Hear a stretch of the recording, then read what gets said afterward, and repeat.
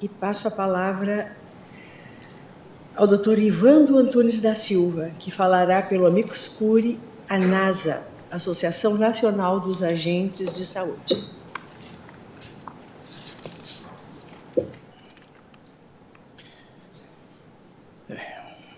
Boa tarde aos eminentes ministros, à doutora presidente Roda Weber, ao eminente relator, à doutora procuradora-geral Lindora Araújo, aos meus colegas advogados, aos milhares de agentes comunitários, agentes de endemias de todo o Brasil e ao douto procurador do município de Salvador.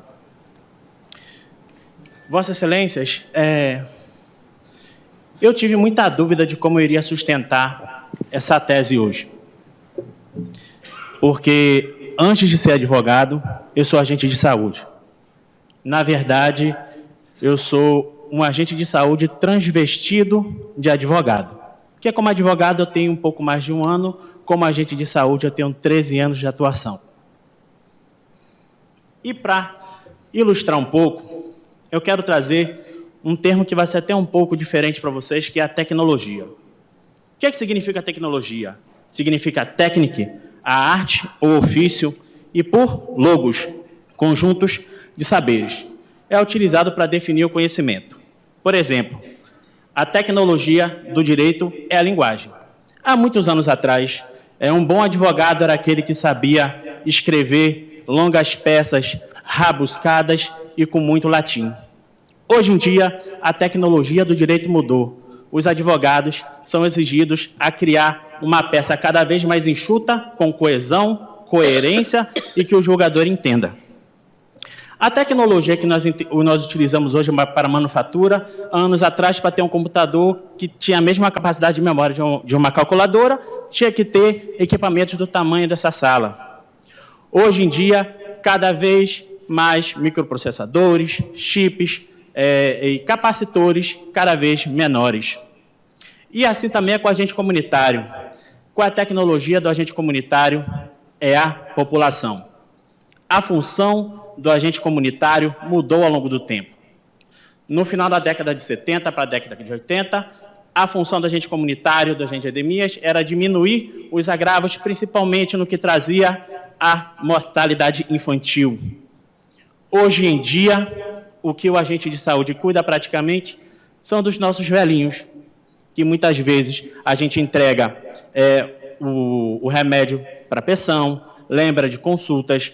Na época da pandemia, nós tivemos um papel importante para tirar as pessoas de casa para tomar a vacina, que estava tendo um nefasto programa de afastamento da nossa população de tomar as vacinas, e nós estivemos lá na casa a casa.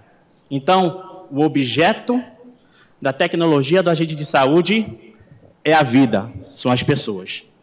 E como a vida e as pessoas, elas não podem ser medidas por orçamento. Nós sabemos o quanto foi caro para a população brasileira a morte de diversos brasileiros que tiveram a sua morte que poderia ter sido muito mais longeva a sua vida por causa de uma política anti-saúde, política de vacina. Então, trazendo isso, o que eu quero dissertar é que o piso salarial, ele, além de tudo, como o doutor Yuri, a doutora da FENASSE, o doutor da CONAX trouxe, é uma política de valorização. Ora, como poderia o município de Salvador discutir piso salarial trazendo à baila gratificações que o prefeito pode tirar a qualquer momento, como aconteceu na lei municipal que tirou a gratificação dos agentes de saúde para cumprir o piso. Cada município ele é responsável pela sua política de valorização. E isso a União deixa claro na Lei 11.350. Inclusive, a União ela não se meteu, falando bem no popular, em definir. O município ele teve a livre escolha de contratar como seletistas, como estatutários. O que o município não poderia ter era vínculo precário. Ora, Excelências, como é que o município ele quer definir que o estatutário não tem direito ao piso, sendo que a União não faz distinção de repasse? Então, se a União não faz distinção de repasse, por que o município querer distinguir quem deve receber ou não deve receber? Valendo ressaltar que no município de Salvador há agentes comunitários e endemias que são seletistas e também não recebem o piso salarial. Então, por si só, a tese do município de Salvador cai por terra. Foi feita uma pesquisa online, foi realizada pelo Fórum Nacional das Representações dos Agentes Comunitários e Agentes de Endemias, o FENARAS, que aconteceu de março a maio de 2022 e contou com a participação de 17.227 agentes comunitários de saúde e agentes de endemias de todo o país. Alguns dados bem interessantes. Primeiro, cerca de 80% são mulheres. Então, 80% dos profissionais agentes comunitários de endemias são compostos por mulheres. 63% são estatutários e 15% são seletistas por contrato indeterminado. E, com isso, um pouco mais de 20% tem um vínculo precário. E aí veio a pergunta, na época, que estava no debate, a questão do piso salarial e iria se tornar emenda constitucional. 46% já recebiam o piso de 1.550. E, pasmem, algumas pesquisas que foram feitas pós-maio, já 44% desses trabalhadores já recebiam a emenda constitucional no seu contra-cheque. Então, um total de 90%, quase 91% dos trabalhadores já recebem o piso salarial. Então, na verdade, o que é regra nos municípios é o pagamento do piso salarial e não o não pagamento. Como pode ver, desses 1.000 processos que estão, todos são contra o município de Salvador. No estado da Bahia, há 417 municípios. Os 416 municípios cumprem o piso salarial, menos o município de Salvador.